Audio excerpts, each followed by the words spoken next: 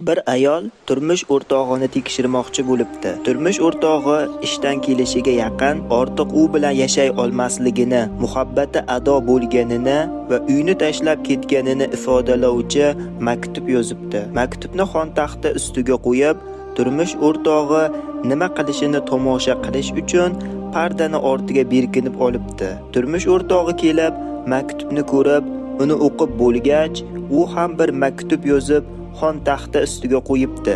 Raqsga tushib, juda xursand kayfiyatda kimgadir telefon qilibdi. "Alo gulim, senga xushxabar.